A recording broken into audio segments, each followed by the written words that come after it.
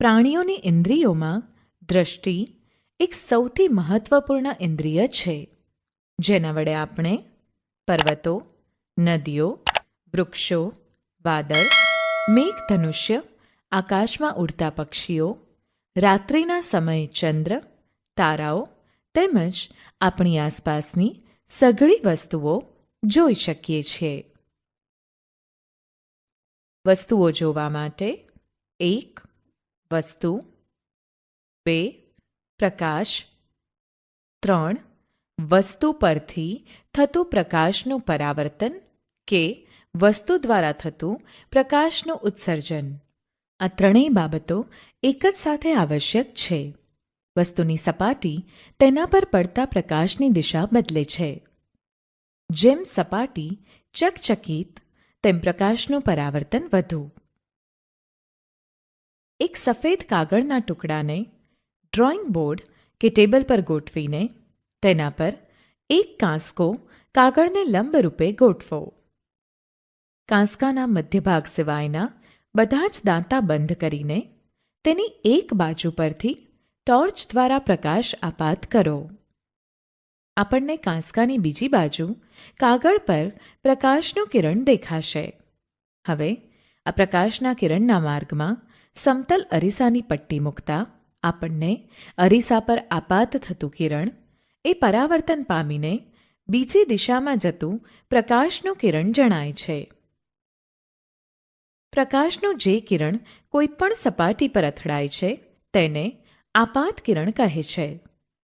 જે કિરણ સપાટી પરથી પરાવર્તન પામીને પાછું આવે છે તેને પરાવર્તિત કિરણ કહે છે. પ્રકાશનું કિરણ એક આદર્શ રૂપ છે. વાસ્તવમાં આપણી પાસે પ્રકાશનો સાંકડો કિરણપુંજ હોય છે, જે ભિન્ન ભિન્ન કિરણોનો બનેલો હોય છે. સરળતા ખાતર આપણે પ્રકાશના સાંકડા કિરણપુંજ માટે કિરણ શબ્દ ઉપયોગમાં લઈએ છીએ. સમતલ સપાટી પર કાગળ ગોઠવીને તેના પર નાના અરીસાને લંબરૂપે ગોઠવો. અરીસાની સપાટીની કિનારી સાથે 90 અંશનો કોણ બનાવતી રેખા દોરો. આ રેખાને પરાવર્તક સપાટી સાથે તે બિંદુએ દોરેલો લંબ કહે છે. હવે નાની લેઝર ટોર્ચને કાગળ પર લંબની એક બાજુ એવી રીતે ગોઠવો કે જેથી તેનું કિરણ અરીસાની સપાટીએ દોરેલા લંબ બિંદુએ આપાત થાય, જે આપાત કિરણ કહેવાય. જુઓ કે અરીસાની સપાટીના તે જ બિંદુએથી લંબની બીજી બાજુ પરાવર્તિત કિરણ રચાય છે. લંબ અને આપાત કિરણ વચ્ચેના કોણને આપાત કોણ તથા લંબ અને પરાવર્તિત કિરણ વચ્ચેના કોણને પરાવર્તન કોણ કહે છે. આપાત કોણ તથા પરાવર્તન કોણને માપવા માટે આપાત કિરણ તથા પરાવર્તિત કિરણને દર્શાવતી રેખાઓ પેન્સિલ વડે દોરીને કોણ માપકનો ઉપયોગ કરો. જુદા જુદા આપાત કોણ માટે મળતા પરાવર્તન કોણના મૂલ્યો અત્રે કોષ્ટકમાં નોંધો. આપણા અવલોકનો દર્શાવે છે કે પ્રકાશના પરાવર્તનના કિસ્સામાં આપાત કોણ અને પરાવર્તન કોણ હંમેશા સમાન જ હોય છે, જે પરાવર્તનનો પ્રથમ નિયમ છે.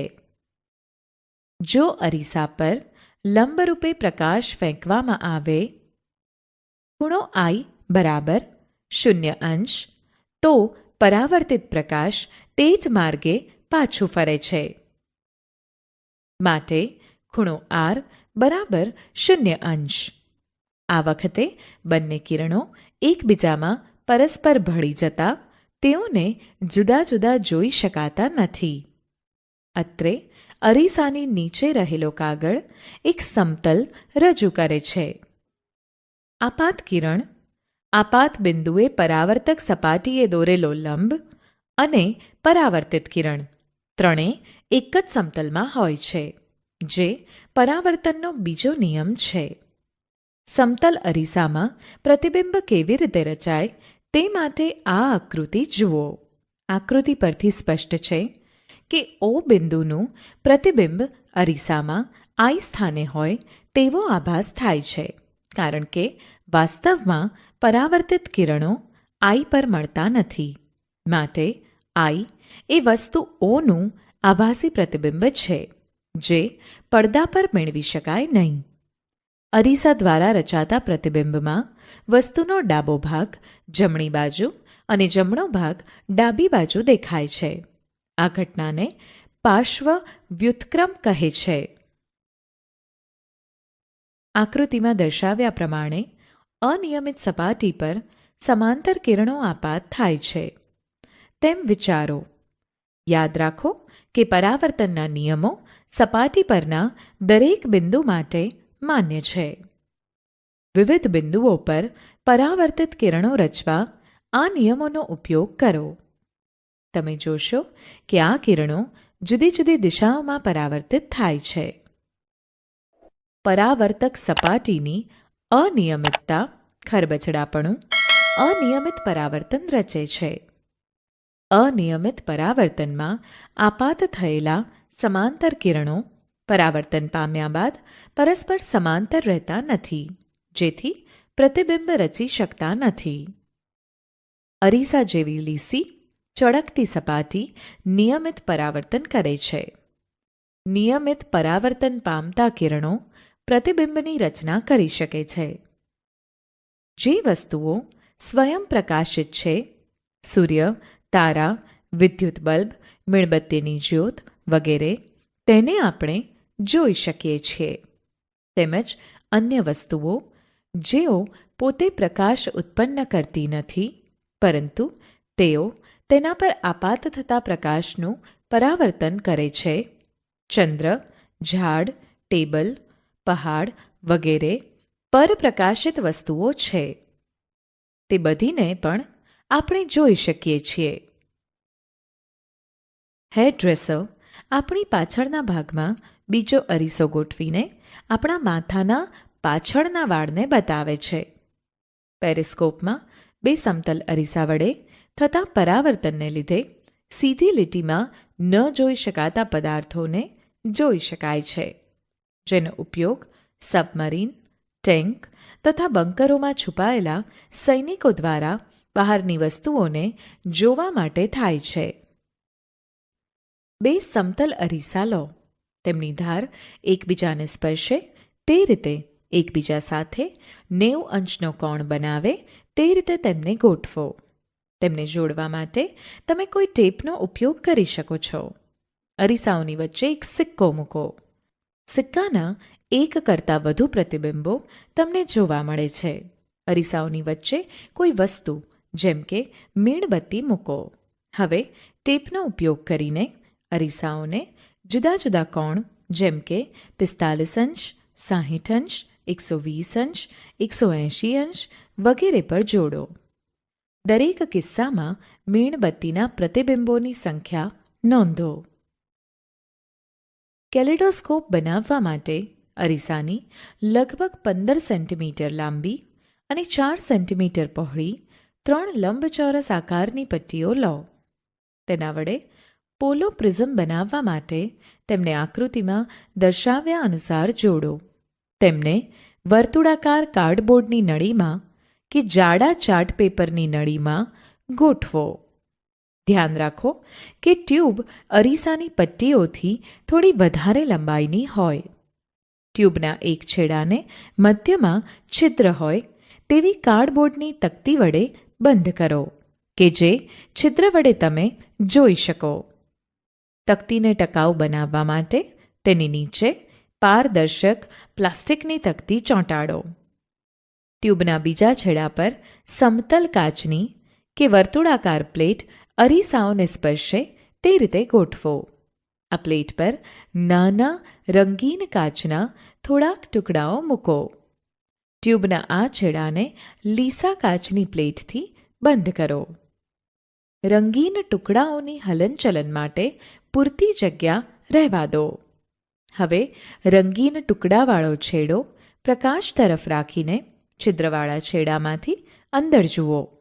તમને રંગીન ભાત જોવા મળશે. હવે ટ્યુબને ગોળ ગોળ ફેરવીને બદલાતી રંગીન ભાતની મજા માણો. ભીંતચિત્રો અને વસ્ત્રોની ડિઝાઇન બનાવનારા તેમજ કલાકારો કેલિડોસ્કોપનો ઉપયોગ નવી નવી તરાહની કલ્પના કરવા માટે કરે છે. યોગ્ય સાઇઝનો એક સમતલ અરીસો લો. તેને આકૃતિમાં દર્શાવ્યા પ્રમાણે એક વાટકામાં મૂકો. વાટકાને પાણીથી ભરો. આ ગોઠવણને બારી નજીક મૂકો, જેથી સીધો સૂર્યપ્રકાશ અરીસા પર પડે. વાટકાનું સ્થાન એવી રીતે ગોઠવો કે જેથી અરીસામાંથી આવતા પરાવર્તિત કિરણો દિવાલ પર પડે. જો દિવાલ સફેદ ન હોય તો સફેદ કાગળ દિવાલ પર લગાડો.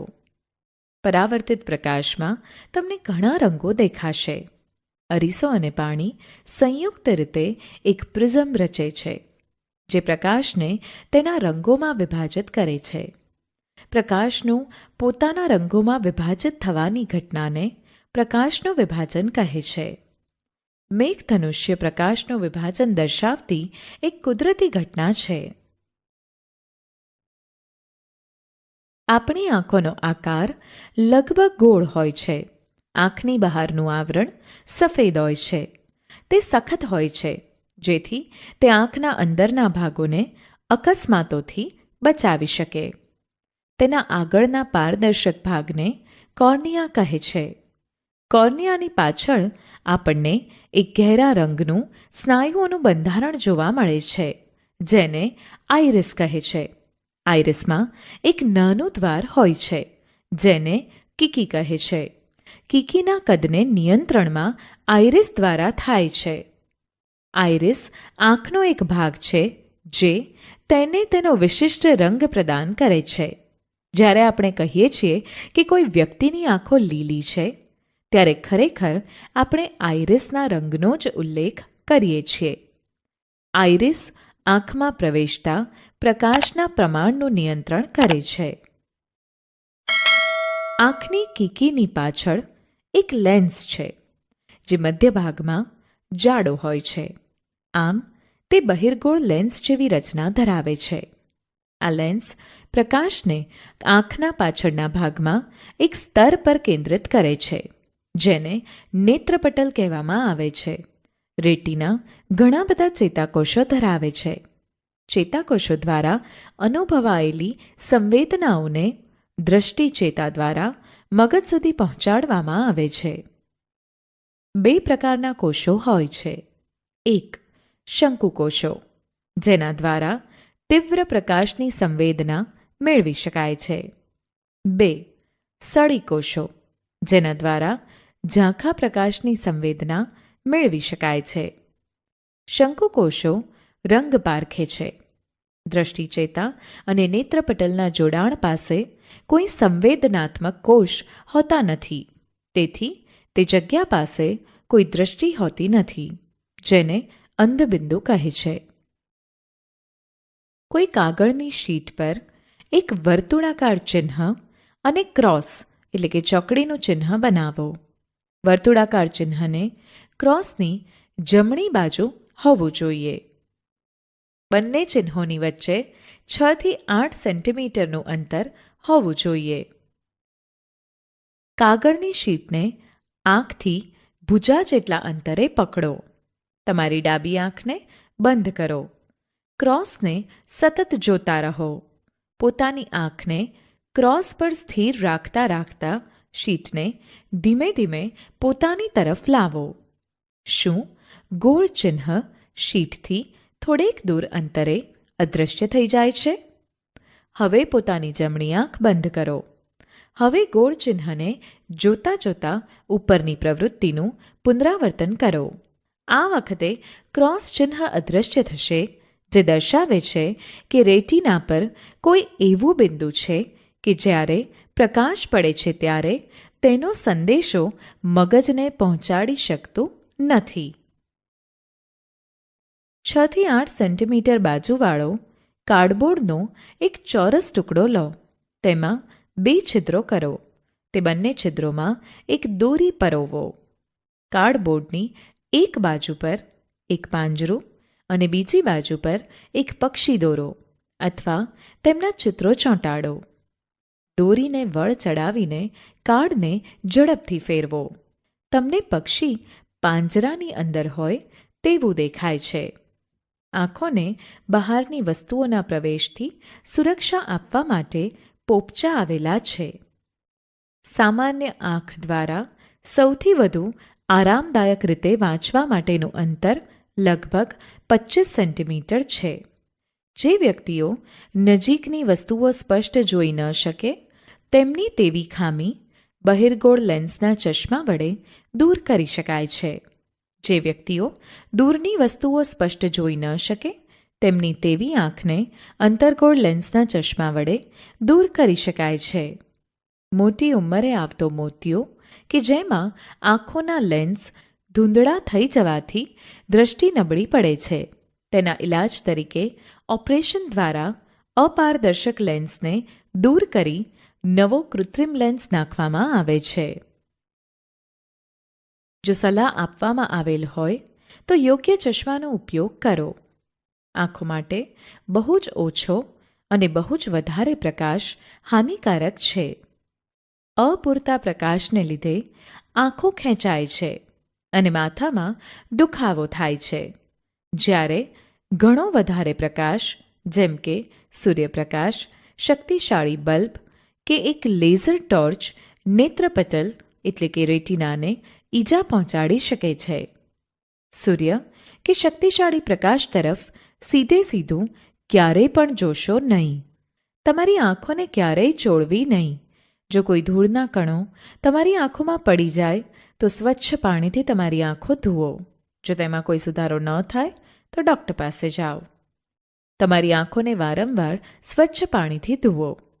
યોગ્ય દ્રષ્ટિ માટે હંમેશા સામાન્ય અંતર રાખીને વાંચો. પુસ્તકને આંખોની એકદમ નજીક લાવીને કે એકદમ દૂર રાખીને ન વાંચો. આપણે આહારમાં વિટામિન એ યુક્ત ખોરાકના ઘટકોનો સમાવેશ કરવો જોઈએ. જે માટે ગાજર, બ્રોકોલી, લીલી શાકભાજી, કોડ લીવર તેલ, ઈંડા, દૂધ, દહીં, ચીઝ, માખણ, પપૈયું તથા કેરીનો ખોરાકમાં ઉપયોગ કરવો જોઈએ. કેટલાક વ્યક્તિઓ, જેમાં બાળકો પણ સામેલ છે, જે દ્રષ્ટિથી વિકલાંગ હોઈ શકે છે. વસ્તુઓને જોવા માટે તેમની દ્રષ્ટિ મર્યાદિત હોય છે. કેટલાક વ્યક્તિ જન્મથી જ બિલકુલ જોઈ શકતા નથી. કેટલાક વ્યક્તિ કોઈ રોગને કારણે પોતાની દ્રષ્ટિ ગુમાવે છે. આવા વ્યક્તિઓ સ્પર્શ દ્વારા અને અવાજો ધ્યાનપૂર્વક સાંભળીને વસ્તુઓને ઓળખવાનો પ્રયત્ન કરે છે. તેઓ પોતાની બીજી ઇન્દ્રિયોને વધારે તીક્ષ્ણતાથી વિકસાવે છે. જો કે વધારાના સ્ત્રોત તેમને પોતાની ક્ષમતાઓ વિકસાવવામાં સક્ષમ કરી શકે છે. લુઈસ બ્રેઇલ, જે પોતે એક ખામીયુક્ત દ્રષ્ટિવાળા વ્યક્તિ હતા, તેમણે 1821માં પ્રકાશિત કરતી બ્રેઇલ લિપિને વર્તમાન પદ્ધતિ 1932માં અપનાવવામાં આવી, જેના વડે અંધ વ્યક્તિઓ વાંચી શકે છે. સામાન્ય ભાષાઓ, ગણિત તથા વૈજ્ઞાનિક સંકેતો માટે બ્રેઇલ કોડ હોય છે. બ્રેઇલ લિપિનો ઉપયોગ કરીને ઘણી ભારતીય ભાષાઓ વાંચી શકાય છે. બ્રેઇલ લિપિમાં 63 ટપકાની તરાહો કે ચિહ્નો હોય છે. દરેક ચિહ્ન એક અક્ષર, અક્ષરોનું સંયોજન, એક સામાન્ય શબ્દ કે વ્યાકરણ સંબંધી સંકેત રજૂ કરે છે. ટપકાઓને 2 ઊભી હારના ખાનાઓમાં ગોઠવવામાં આવે છે. દરેક હારમાં 3 ટપકા હોય છે. થોડા અંગ્રેજી શબ્દો અને થોડા સામાન્ય શબ્દો રજૂ કરવા ટપકાની તરાહો નીચે દર્શાવેલ છે. આ તરાહોને જ્યારે બ્રેઇલ લિપિની શીટ પર ઉપસાવવામાં આવે છે ત્યારે તેને ખામીયુક્ત દ્રષ્ટિવાળા વ્યક્તિઓ સ્પર્શ કરીને અક્ષરોને ઓળખે છે. સ્પર્શ કરવાનું સરળ બનાવવા માટે ટપકાઓને થોડા ઉપસાવેલા રાખેલા હોય છે. બ્રેઇલ લિપિનું લખાણ હાથ કે મશીન દ્વારા ઉત્પન્ન કરી શકાય છે. આજકાલ ટાઈપરાઇટર્સ જેવા સાધનો અને મુદ્રણ મશીનો બ્રેઇલ લિપિના લખાણ માટે વિકસાવવામાં આવ્યા છે.